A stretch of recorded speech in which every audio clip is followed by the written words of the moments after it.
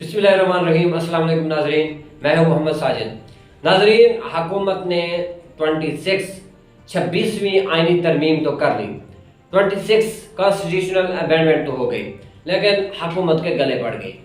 ایک تو حکومت سے نئے چیف جسٹس یحییٰ افریدی صاحب وہ قابو میں نہیں آ رہے، اور اب اسٹیبلشمنٹ جو ہے وہ حکومت سے پیچھے ہٹنے لگی ہے۔ نواز شریف صاحب باہر چلے گئے ہیں، ان کو پتہ چل گیا ہے کہ خان آنے والا ہے، اب وہ میں چھوڑے گا نہیں۔ اور مولانا فضل الرحمان نے یہ کہا ہے کہ ہم نے سانپ کی زہر نکال کے سانپ کو چھوڑا ہے۔ یہ جی بہت بڑی خبر ہے کہ اب حکومت سوچ رہی ہے کہ 26ویں ترمیم سے جان چھڑانے کے لیے 27ویں ترمیم لائی جائے۔ جی ہاں، اب حکومت یہ سوچ رہی ہے کہ یار اس 26ویں ترمیم سے جان چھڑانے کے لیے اب 27ویں ترمیم لائی جائے۔ 26ویں ترمیم میں جی کمی کیا رہ گئی تھی؟ 26ویں ترمیم کے اندر کمی کیا رہ گئی تھی کہ اب حکومت کو کیا ضرورت پڑ گئی ہے کہ وہ جو ہے وہ 27 کانسٹیٹیوشنل امینڈمنٹ کی طرف بڑھ رہے ہیں۔ تو پہلے بات تو یہ ہے کہ خان صاحب کا پریشر، اوئے ہوئے خان صاحب کے پریشر نے مجبور کر دیا ان لوگوں کو، خان صاحب کے پریشر نے ان لوگوں کو مجبور کر دیا ہے۔ یہ اب اتنے ڈرے ہوئے ہیں، باؤ جی باہر چلے گئے ہیں، زرداری صاحب کی آنے والے وقت میں طبیعت ناساز ہونے والی ہے۔ بلاول صاحب جو خوش ہو رہے تھے کہ جی ہم جو چاہتے تھے وہ ہو گیا، ہم جو چاہتے تھے وہ ہو گیا، لیکن بلاول صاحب جب وہ ہو گیا تو آپ کو 27ویں ترمیم لانے کی کیا ضرورت ہے؟ Justice Yahya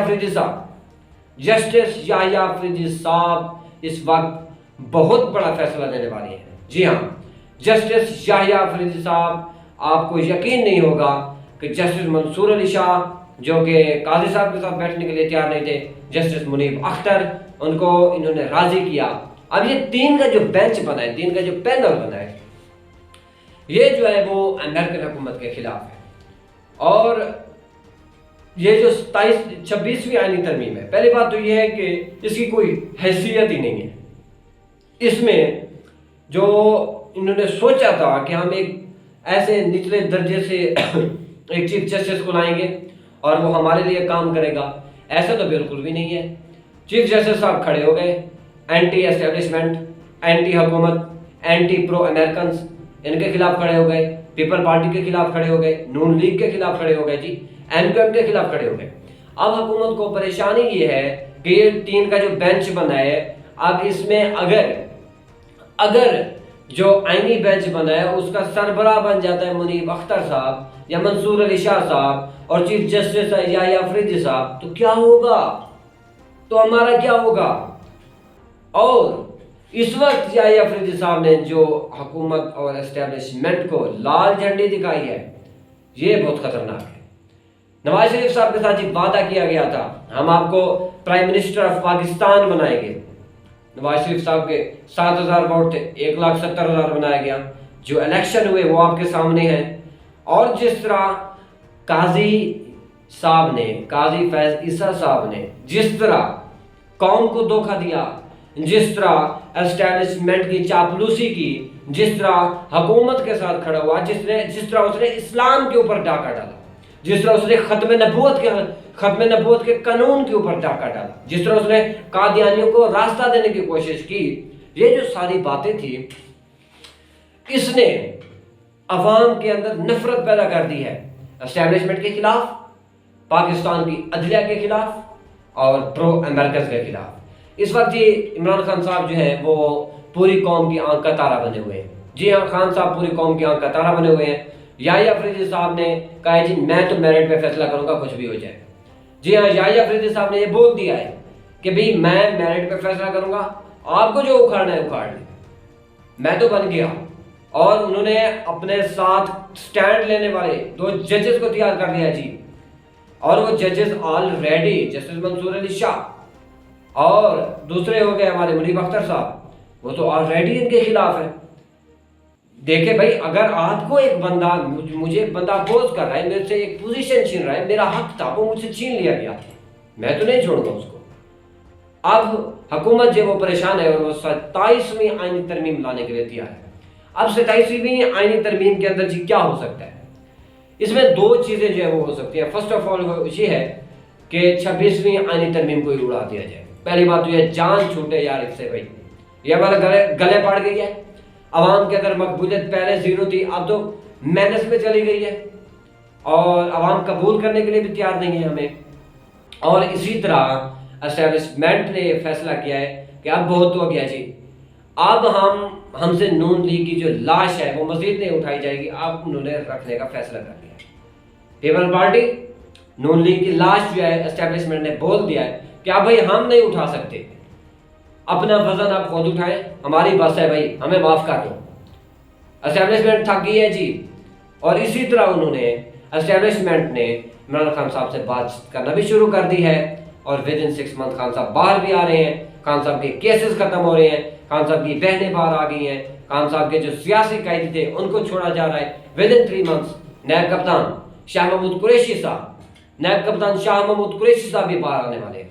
with in 6 month नायब कप्तान शाह महमूद कुरैशी साहब, मेरी बात लिख लें, विद इन 3 मंथ बाहर होंगे, with in 6 month Imran Khan साहब बाहर होंगे। यही अदालतें, यही कानून और यही जो 3 जजेस है हुकूमत को ले डूबेंगे, ये मेरी बात लिख लें आप। जैसे याहिया अफरीदी साहब पहले दिन से ही उन्होंने फैसले करना शुरू कर दिए, 24 केसेस थे, उन्होंने सारे केस निपटाए, तकरीबन कोई 5-7 थे केसेस जो रह गए, उनमें उसकी वजह ये थी कुछ वकला नहीं थे, कुछ रिकॉर्ड नहीं था, तो उनको वक्त दिया गया। 30 केसेस थे उनके पास, 9 केसेस जो रह गए थे, 21 केसेस को उन्होंने 21 केसेस की उन्होंने समाप्त की। पहले दिन से ही बोल दिया अदालती जो सिस्टम है उसको ऑनलाइन नशर किया जाए। पहले दिन से ही उन्होंने बोल दिया है कि जो अदालती निज़ाम है, ये जो अदालती समात का ये तरीकाकार है या अदालत में जो समात होगी इसको ऑनलाइन किया जाएगा। ये बात क्लियर हो गई थी।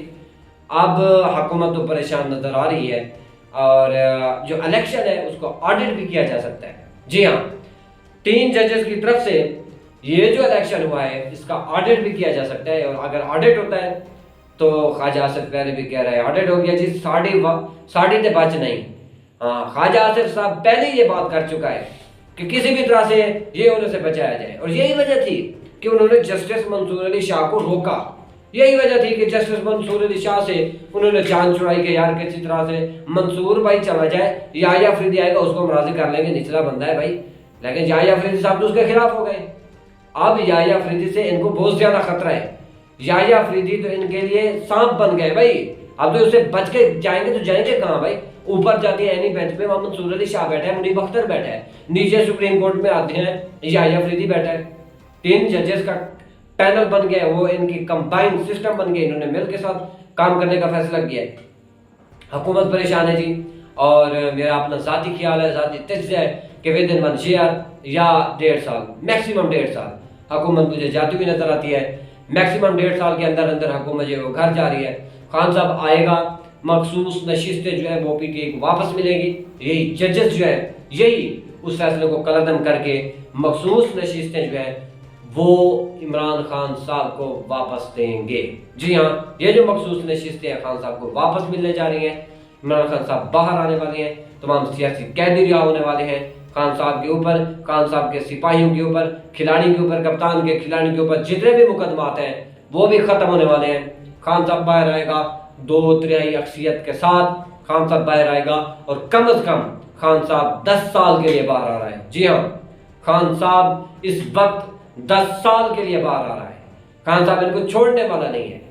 बड़े भाई चले गए, छोटे भाई भी बिस्तरा जो है वो गोल करके जाने वाले हैं और मरियम साहिबा भी जाने वाली हैं। अगर देखा जाए तो पीपल पार्टी वो मफामत का बादशाह है जरदारी, लेकिन खान डटा हुआ है, होगा मफामत का बादशाह। खान ने फैसला कर लिया जी मैंने नहीं छड़ना, मैंने नहीं छोड़ना, खान ने फैसला कर लिया है। और इतने दिनों से वो जेल में डटा हुआ है जिसने खान साहब को बुलंदियों की, शोहरत पे और फेम की चोटी पे खान साहब को पहुंचाया है। देखते हैं जी आने वाले वक्त में क्या होता है। तब तक इजाज़त दीजिए, अल्लाह हाफिज़।